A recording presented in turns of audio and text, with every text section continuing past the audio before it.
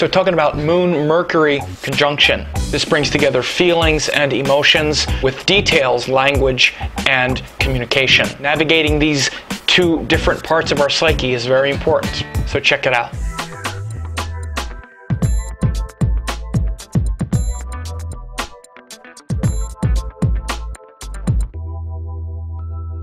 So when the Moon and Mercury get together, it brings a sort of conflict around the unifying quality of the mind and consciousness, which is the Moon, and the delineating, separating quality of the mind, which is Mercury.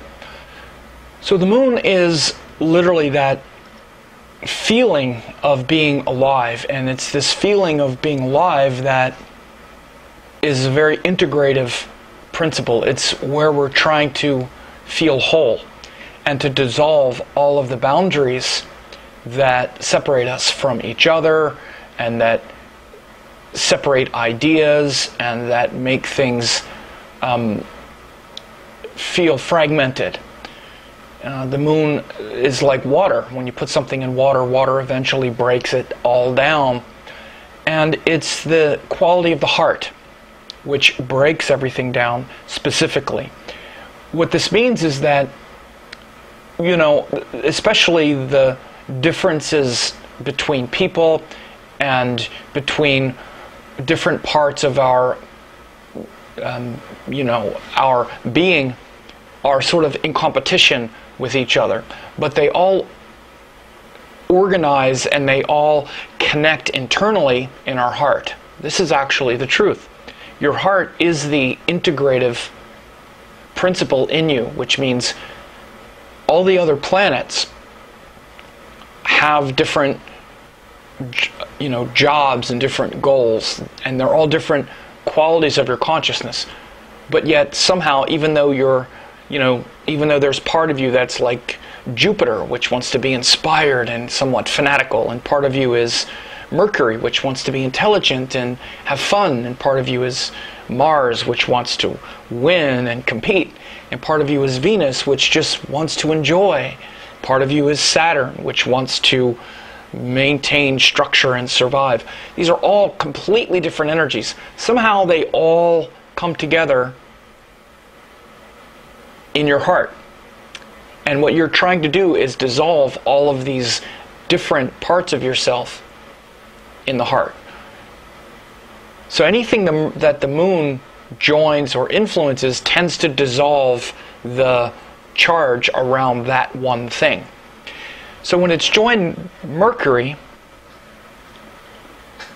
what happens is the Moon wants to sensitize and dissolve the edges of Mercury, whereas Mercury wants to discriminate everything and delineate and say, it's this, not that, it's this, not that. Oh, what's this? What's this separate thing out here in the world? The Moon is blurring it all together, saying, oh, it's just like everything else. Nothing is really different. Everything is organized and whole, and everything is just some feeling that's trying to connect to something much bigger. And the way we experience the Moon and the way each of these planets connect in our heart is through some emotion. So the emotions themselves are the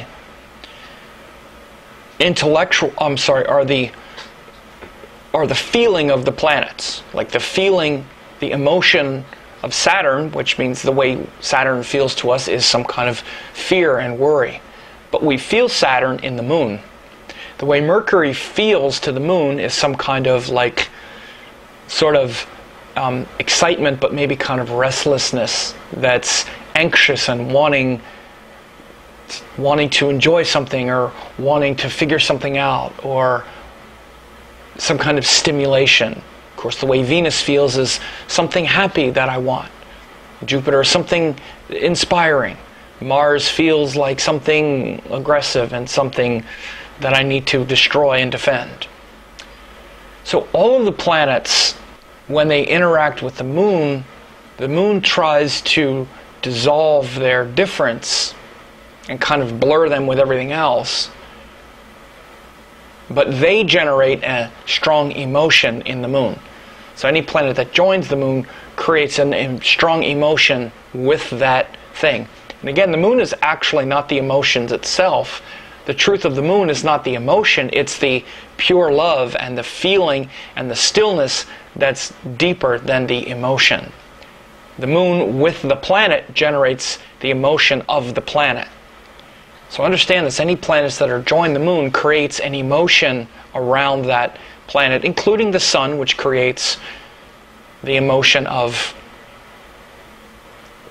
ego and individuality and confidence or lack of confidence or passion.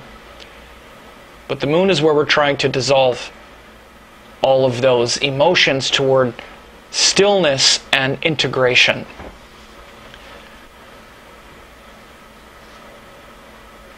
So the Mercury faculty gets kind of washed away. You can think of Mercury again as like all the little details, all the little words that you want to say. We can recognize Mercury by the words people say. So what can happen when there's moon Mercury is that the words all just kind of blend together like, oh, la da da, or we just are like, yeah, well, maybe this, maybe that. And there's not clarity, there's not precision. Rather than being exact and precise, first understanding the truth in our head.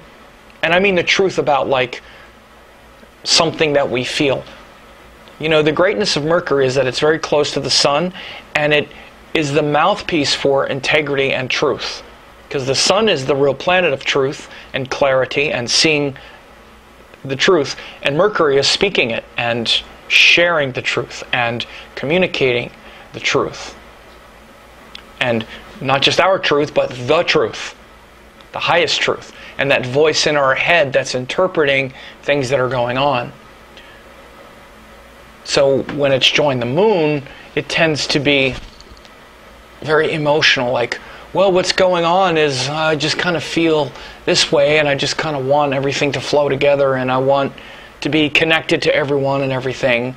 So this specific, precise thing that I might need to say or that I might need to do is just kind of one more feeling that's blah, blah, blah.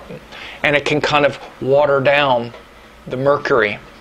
But the other thing that it can do, again, that's the effect of the moon on Mercury. The effect of Mercury on the moon is where the moon is trying to dissolve everything. Mercury is trying to discriminate and separate it, and turning feelings into words, turning emotions and feelings into words, where there's like an instant verbalization that comes about when there's a feeling. So as soon as there's a feeling about something, when Mercury's joined the moon, automatically it becomes like a story. Or, oh yeah, it's just this explanation. So rather than connecting directly with the feeling, because feelings aren't words. People say, well, how do you feel? And then we say, well, I feel like... And then there's this explanation, which is not a feeling, it's an idea. And we think it's a feeling. And we say I feel all the time, and every time we say I feel, we're actually should be saying I think. Because if we're saying words, these are words. These are ideas. They're not feelings. Feelings don't have words. Now that doesn't mean we can't try to put our feelings into words and that we can't translate feelings. And again, this is actually something that Moon Mercury can bring about, is the capacity to put feelings into words. And depending on the dignities of the planets involved, it might be very well done. It might be something where the feelings are put into words in a very skillful way. Like, for instance, if they're in Mercury sign, like in Virgo or Gemini, or even maybe Taurus, where both Mercury and Venus do quite well. I mean, Mercury and the Moon do quite well. But because the Moon, because Moon and Mercury are so different, and they share common enemies or, you know, common difficulties, like, I'm sorry, they don't share the same enemies. Like, one that's friendly to the Moon is not friendly to Mercury. Like Mars is not so friendly to Mercury, it's friendlier toward the Moon. Jupiter, same way. And then you have like Saturn, friendly to Mercury, not friendly to the Moon. So one is going to get sacrificed.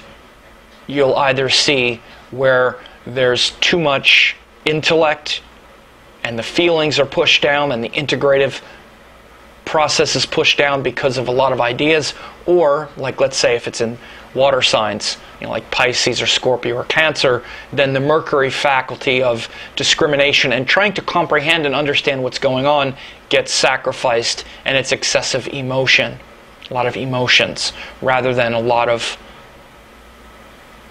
intelligence. So again, when planets don't share a lot, then that can happen. But for the most part, there can be some meeting because, again, Mercury has a restlessness and a kind of energetic that's not, in some ways, dissimilar to the Moon. I say this because Mercury is the fastest planet, and it's the speed of the mind and of the intellect, and the Moon is the emotions, which are always changing. So both Mercury and the Moon are always changing. So they share this in common. But again, you can also see why when they join, it can be too much motion, too much movement, too much change, and too much change in a different way. You'll often see, as if Mercury can slow down a little bit, particularly in those two Earth signs, particularly in Virgo and in Taurus, there can be quite a bit of stillness and intelligence. But for the most part, you want to see that, you know, like in the air signs, Mercury definitely dominates the Moon quite a bit. In the fire signs, which of course is also masculine, neither of them are doing so well in the fire signs. But we can see the situation where someone might be very good with language, maybe even like a poet, but we may mistake feelings for ideas, get those things confused, and create some vata and some restlessness. I've also seen in this placement where there's some even some dyslexia or learning problems, because the recognition of letters and language and pattern recognition, which is very much a Mercury thing, gets kind of blurred by the Moon. Particularly if you see Rahu or Ketu also there, like Rahu, Ketu, Mercury, or something like that. I'm sorry, like Rahu or Ketu joined a Moon Mercury, you might see that where, you know, letters get mixed up or words get kind of confused. So an interesting placement.